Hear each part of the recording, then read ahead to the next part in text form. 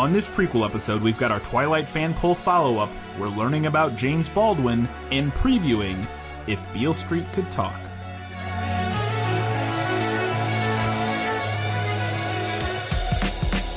Hello and welcome back to this Films Lit podcast where we talk about movies that are based on books.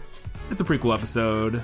If you're joining us for the run of the Twilight series and you want to hear our prequel episode follow-up to the Twilight episode, you're in the right spot.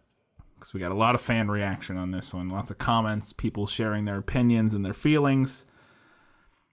But first, we have to do what we do every week on the prequel episode first, which is recognize our patrons. We have one new patron since our last prequel episode.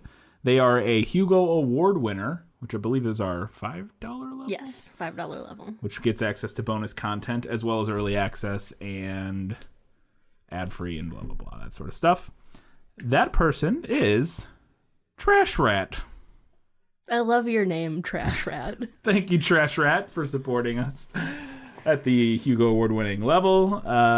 It's your shout-out, and great name, Trash Rat. Great name.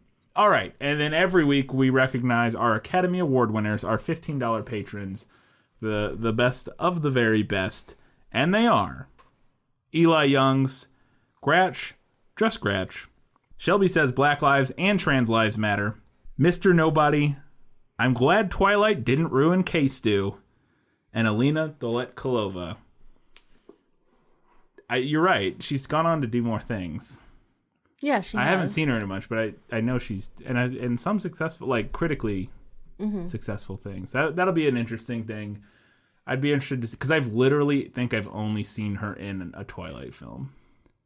I never watched Adventureland, which is like maybe the most well-known of her other movies, maybe bigger, like, I don't know. There are some other ones more recently, but yeah. I don't know if I've ever seen her in another film now that I think about it. I've seen Panic Room. Oh, she was in Panic Room. I don't think I've seen Panic Room, actually. That's the one with Jared Leto? I don't know. There's a movie about a panic room or something like that with Jared Leto. I don't know if it's that one. It's been a long time since I saw that. Yeah.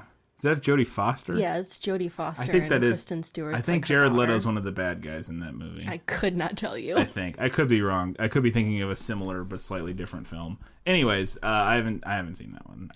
And I also have seen Snow White and the Huntsman. I have not which seen that I thought was okay. What does she play in that? She's Snow White. Oh, okay. Interesting. But that one has Charlize Theron as the Wicked Queen. Yeah. Best part of the movie, obviously. Yes. I mean, I'm aware of the film, but I'd never seen it either. We'll have to find one that's based on a book and do a post-Twilight Kristen Stewart film. See, maybe we can find one that's like critically acclaimed and see how that goes. That'd be interesting. All right. Those are our Academy Award-winning patrons. Thank you, everybody who supports us. Let's go ahead and do our fan poll follow-up for Twilight. Yeah, well, that's just like your opinion, man. So we did get a good bit of fan feedback this time, which is great. We love that. We love that, and we were to be expected. Not a whole ton of actual votes. We got as many comments as we got votes, I think. Yeah, we got quite a few comments. So on Facebook, we had a total of 6 votes. 5 of them were for the book. There was 1 lone movie vote. Interesting. And we had a few comments. Kristen said, they're both pretty cringy, but you're probably right that the book is better because maybe it's less cringy than seeing it all play out in front of your eyes. Which we talked a little bit about. Like, there were some things that we felt elements of it. Yeah, maybe better left to the imagination. Elements of the powers and that sort of thing that definitely you can imagine in a way that isn't as silly as sometimes it can look in the film. So. Yeah. And Simon said the movie Simon says because it takes less time. There you go. Very succinct argument for the film from Simon. It does take significantly less time because these are not particularly short books. No, they're not. They take a little bit of time to read. They're not hard to read, but they do take a little bit of time to read. So just by sheer volume. Yeah, there you go. All right, how about on Twitter? On Twitter, we had a total of 10 votes. 7 of them were for the book and 3 for the movie. And we had a lot of comments on Twitter. Lots of Twitter. At April Edmansky, who has been on the show with us before. She was on the Holes episode. Yes, she's one of the co-hosts of No Such Thing as a Bad Movie podcast. April said, the book wins for me because I was really surprised how much I liked it. I came to the series later, I was about 23, and I wanted to see what all the fuss was about. It is a bit of a guilty pleasure, and I do have many issues with the writing, but after the first book, I was hooked. Mm-hmm. And I think that's a pretty good assessment. Yeah. Like, the writing's not great, Nope. but there's something about the story that pulls you in. I think I mentioned it. Maybe I didn't ever go into it, but I reading the first book, I definitely had the experience of I get it. Like, it didn't not make sense to me. Like, why did people like this? And even I like enjoyed it. Like, I didn't hate reading it. You know, like, even somebody who's not remotely the target demographic, I still like. That was fine. Like, yeah, you're pretty far out of the target demographic. Yeah, I mean, I don't know if I'm like entirely out. I mean, yeah, I'm fairly far out in the sense that, I mean, like, I do at least tick the box of I like YA and I like fantasy. Mm-hmm. So like, I'm at least a little bit in the. But regardless, yeah, I thought it was fine. Like, and I get why people would be into it. So at Ray62 said, I think the book captures the intensity of being a teenager and specifically a first romantic relationship. The idea of framing this as human/monster or prey/predator is a great idea that I think works better as a literary exercise. When we talked a little bit about some of that stuff too. Yeah. I also think it would work better maybe with a potentially different motivating slant by the author. If the author was trying to say something different than what it feels like Stephanie Meyer's trying to say about that the nature of that relationship, that sort of playing on the prey-predator dynamic in a relationship, I think could be done in a way that has some interesting commentary that isn't just like... Oh, I think there are probably a lot cringy of and problematic, more interesting ways that you could take that idea. And I'm sure it's been done a million times over in other books and in fanfic and all kinds of things. I'm sure there's tons of like good... That's the thing I bet Twilight fanfic is like the best fanfic because the original stuff is like not super amazing. So like it's, you know what I mean? You're not... But it's like a fun world to play in. Yeah, it's like a fun world to mess around, and then there's interesting dynamics set up and that sort of thing that I think that if a good fanfic writers could elevate the stories of Twilight to something beyond what they... I will say, I have not read any fic in a long time. I definitely haven't read any Twilight fic in a long time. But there is a lot of good stuff out there. Yeah, I'm sure there is, yeah. At Dragonborn 2008 said... Big Skyrim fan. Son of Skyrim. Said, fuck it. Book wins. Even though the plot doesn't begin until like halfway through the book, I actually kind of enjoyed it. I mean, it's definitely better than 50 Shades. It's definitely a guilty pleasure, and I guess we get to explore more of Bella's world in the book. All right. At Standby for Live, Kelly Napier, said, because literary chemistry between characters is almost always better than on-screen chemistry. So they were voting for the book. Yes. I would disagree with that, but...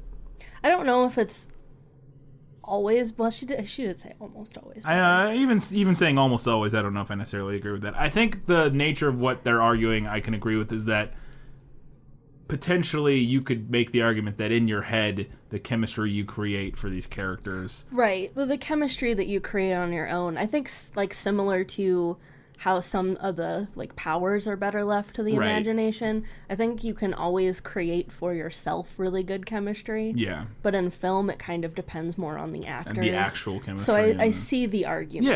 Yeah, I can see the argument. I just don't know if I necessarily agree that it's almost always. I would... maybe. And I mean, I do think that when you, like, hit that magic point of, like, two actors that really fire off of each other well, it's amazing. I'm not sure that happened with Twilight. No, I wouldn't say it did. I don't think they have terrible chemistry, but I don't think they have great chemistry either. No. We had a comment from Scarface. Hey. At Scarface9876. A very serious comment. A very serious comment. Scarface said, "I'm sorry, but the film is the superior victor here. The acting is superb, the storyline is flawless, and the interactions at times felt like I was watching real people through a window. Clearly, the movie is the go-to source for art." True. I'm not always the best at recognizing sarcasm, but I think this one was sarcasm. Nope, I don't think so. I think this is true. TRU, all caps. So we had a lot of comments backing the book, and then we have Shelby. Yeah. Who went to bat for the movie. For sure. That was interesting. Shelby said, "This is a story about Bella and Edward's relationship, and if I have to choose which is better, I have to give it to the movie because the power dynamic of their relationship is less lopsided, and I feel like the movie respects Bella more than the book does." She gave 2 examples. She said, "I agree it's better that Bella comes up with the plan to evade James in the book, but it was such a relief watching the movie that when Bella insists on saving Charlie, we just cut to Edward playing along to fool him, instead of this prolonged scene where Bella has to bargain with Edward for her dad's life," which I don't think we talked about that difference, we did not, but no. yeah, that's a good cut from book to movie. She also said, "The book establishes that Bella has agreed to go to the prom with Edward instead of the book where she's made it clear she doesn't want to go, but he drags her there anyway because it's important to him that she go and screw whatever she wants," which is also a really good point. Yeah. No, that's fair.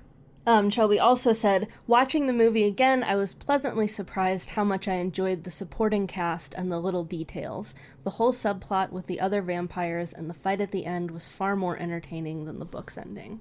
And I would agree with that. I think we well. both agreed with that in the episode and mentioned that. Yeah.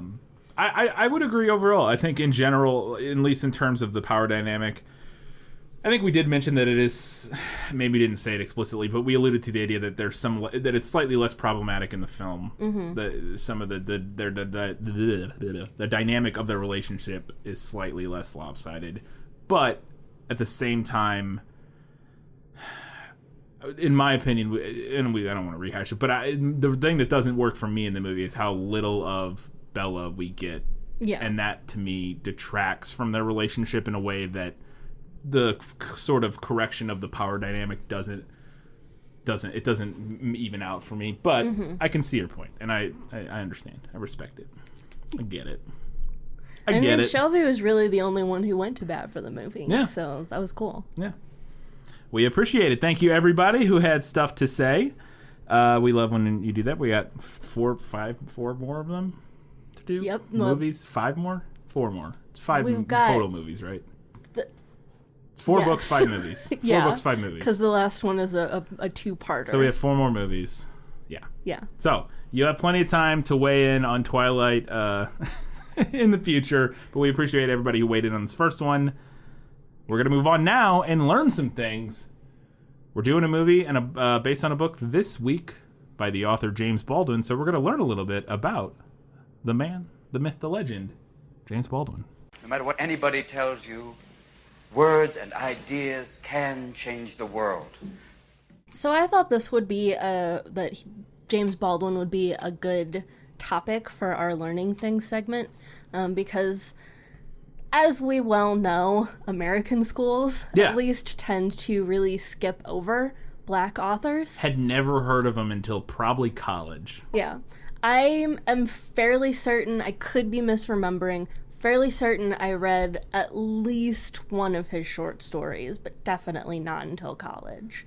And never learned anything about him as a person. Yeah. No, definitely not that. And I may be misremembering. There's a chance that I read a short story, that I read something. Because my school actually had a fairly diverse, from my memory, like, reading catalog. It was a diverse high school, and we had a fairly diverse teacher, like the teachers were fairly diverse, and our curriculum was, from my memory, fairly diverse. But I don't recall the name James Baldwin. I don't remember knowing who he was until like college. But yeah, my high school was not diverse. I went to a high school where I believe my senior year there were more black kids than white kids, maybe something like that. It was very close. It was like 40 48, 47 or something like that.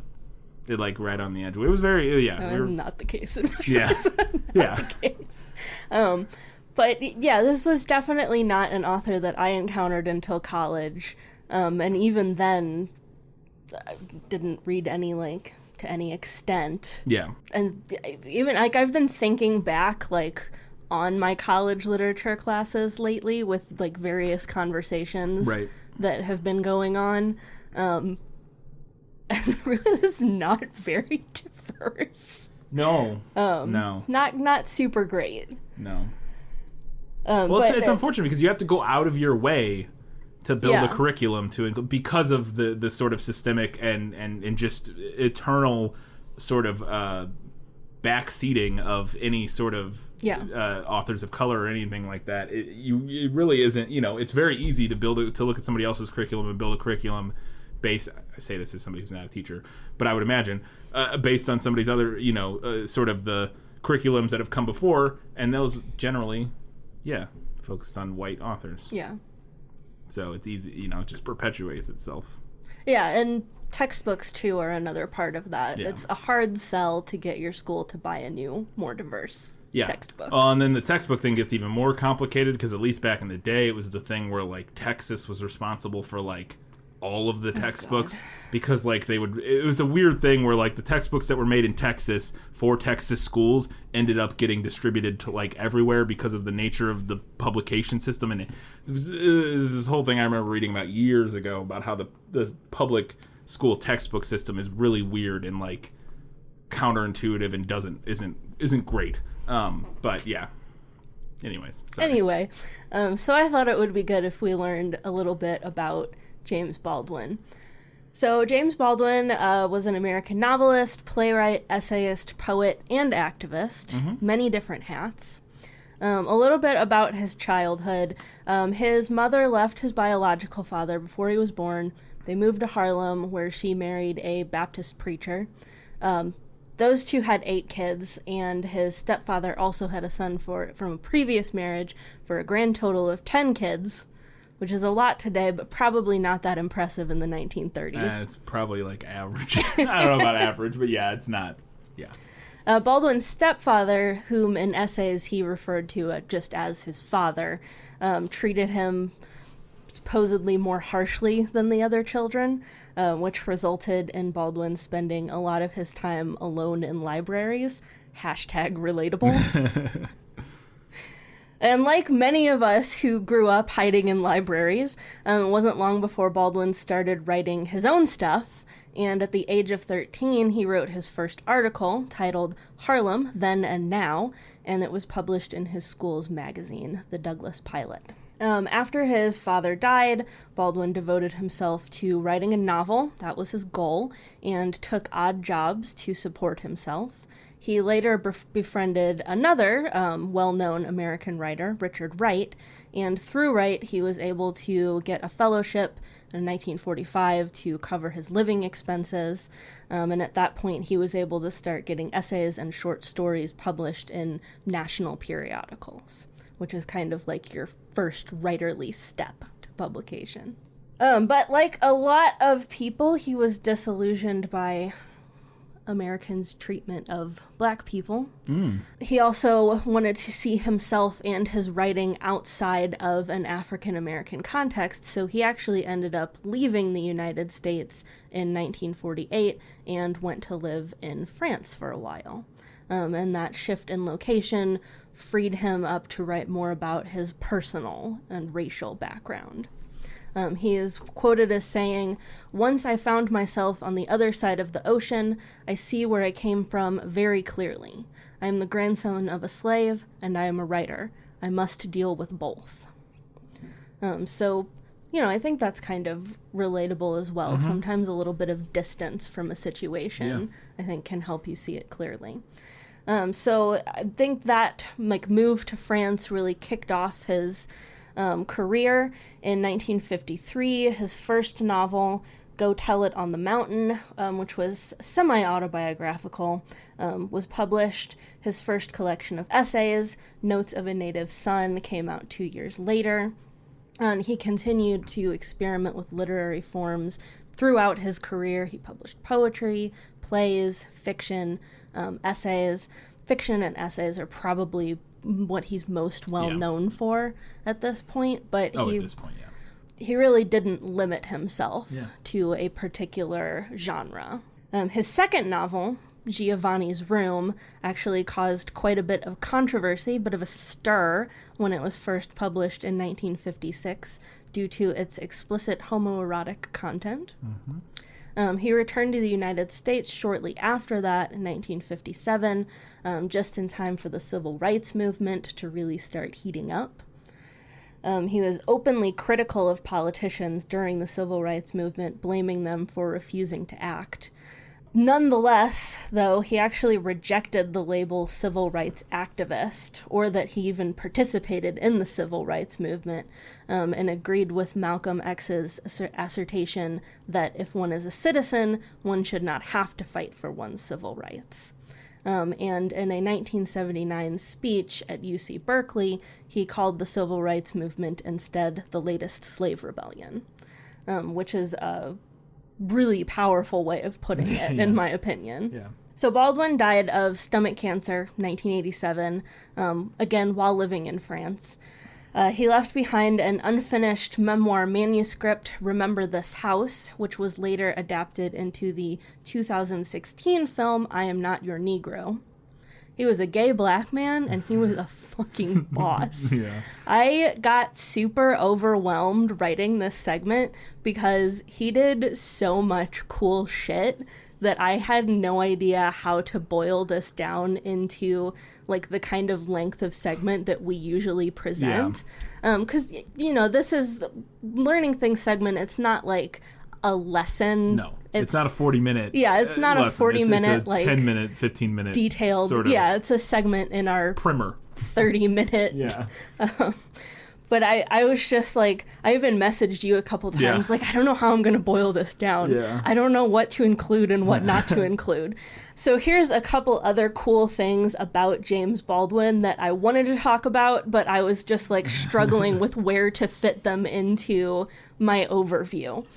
In 1948, James Baldwin walked into a restaurant where he knew he would be denied service. When the waitress explained to him that black people were not served there, Baldwin threw a glass of water at her.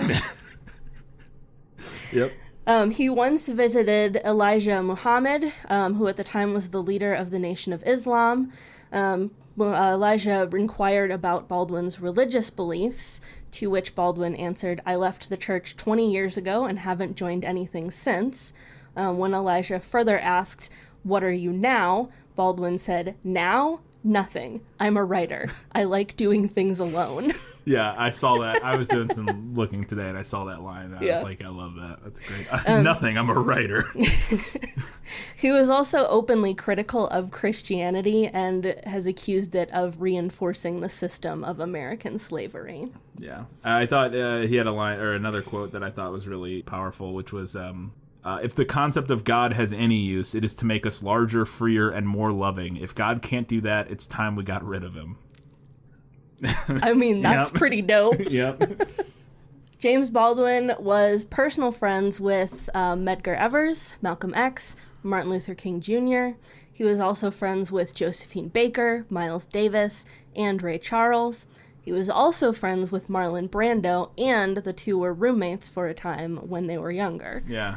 So kind of like the definition of, like, surround yourself with cool people. Yeah, and he, Marlon Brando, was at least somewhat a part of the civil rights movement, I think, and probably in no small part because of his friendship with I'm sure, James Baldwin. There are pictures of them, like, at marches and stuff together. And speaking of the civil rights movement, James Baldwin was one of only two known gay men, the other being Bayard Rustin, who were involved with the civil rights movement. This was, of course, pre-Stonewall, right. And there was a lot of homophobia within civil rights groups at the time. So I'm sure that took no small amount of guts. Yeah, there was a lot of homophobia everywhere. Yeah. But so the civil rights groups were just no different at that time, yeah. And my final fun fact here, I love this. James Baldwin, like many at the time, has an FBI file. Yep. And his FBI file contains 1,884 individual pages of documents. Because he was a boss. That's gotta be if there's like a cool person heaven, that's the score sheet for how you get in. How many pages did the FBI have on you?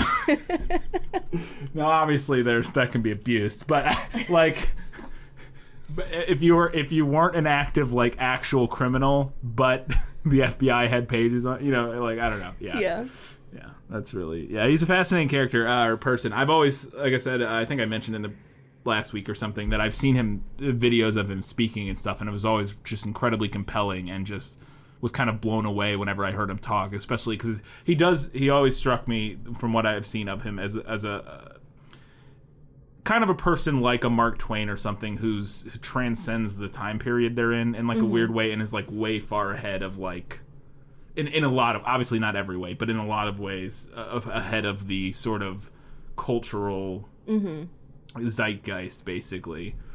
I'm sure they'll make a movie about it. Maybe they have made a movie about his life. That's what I was thinking. Oh, well, I didn't see it because I checked on his Wikipedia page. I didn't see that there was a movie about his life. Well, the memoir, right? Right. Yeah. Yeah, so I guess, like, kind of. Yeah, the I Am Not Your Negro. But I've never seen that, so I'm not memoir. for sure. So who knows how, but memoirs can be weird. Like, I don't know if they, Interesting. But I really think there should be a movie about his life. There definitely should be. It would be a fascinating film, for sure. All right, that was it for our Learning Things segment. Let's go ahead and do some book facts about If Beale Street Could Talk. You ready for this? I've never been more ready for anything in my whole life. You know I love you, no matter what happens. I'm yours in your mind, and that's it. You with me all the time. Honey, there's something I gotta tell you.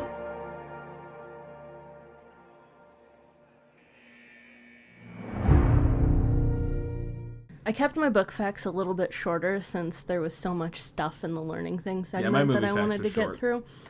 So I didn't really like go digging like I need to do sometimes. Because a lot of times the author is part of the book facts, so you did. Yeah, that's true. So If Beale Street Could Talk is a 1974 novel, of course, by James Baldwin. It was his 5th novel and his 13th book overall. The man just wrote like a motherfucker. Prolific. Although the story is set in Harlem, the title is a reference to the 1916 W.C. Handy blues song, Beale Street Blues, which, of course, is named for Beale Street in Memphis, Tennessee. I've been there. Have you? I've been to Memphis. I guess we probably... I don't know. I don't really remember. When I say I've been there, I mean I've been... Like, I was like, oh, there's Beale Street. Like, I didn't, like, take a tour. You know what I mean? I didn't, like, go to all the cool spots or anything. We went to Memphis when I was, like, 14. I have very few memories of it. I've actually blocked a lot of it. Yeah. I would love to go back. Yeah. So I assume we probably went to Beale Street. I don't know for sure. But I have been to Memphis. But anyway, this was Baldwin's first novel to focus exclusively on a black love story. It's also his only novel that's narrated by a woman. Reviewing the novel in the New York Times in 1974, novelist Joyce Carol Oates described the book as a moving, painful story, but ultimately optimistic.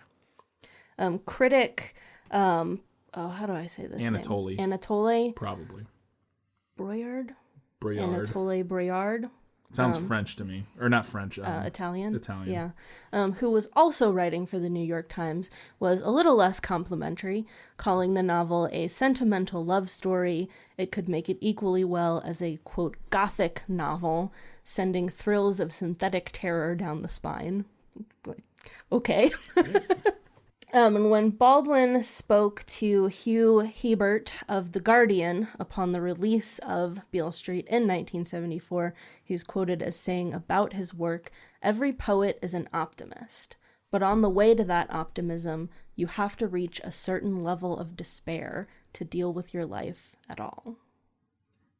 which I think is true. Yeah. Just to clarify, Anatoly Broyard, which makes sense. It's Creole. Oh, He's mixed race Creole. Okay. And yeah, it sounds because the Broyard is very French. Yeah. But Anatoly sounds vaguely Italian. Yeah. It's probably not. It's actually anyways. Yeah. Creole apparently. So there you go. All right, those are your book facts for If Beale Street Could Talk. Let's go ahead and talk about the movie. These are our children, and we gotta set them free. Remember, love is what brought you here. And if you trusted love this far, don't panic now. Trust it all the way. Just remember, be home soon.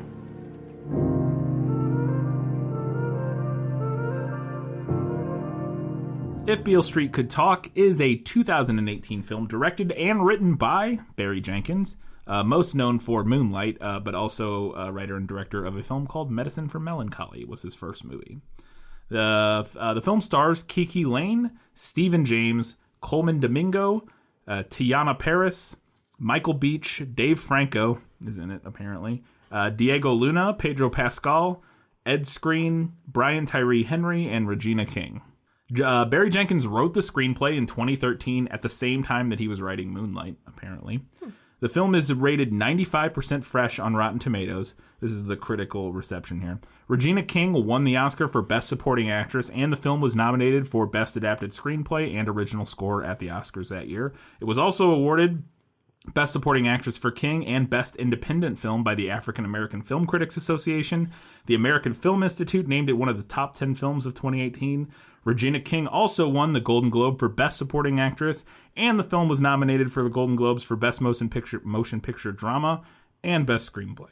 So, and there was countless other. There was hundreds. Yeah. It was nominated for all kinds of awards. And I remember that year in the awards seeing it nominated a bunch, and I didn't know what it was at the time.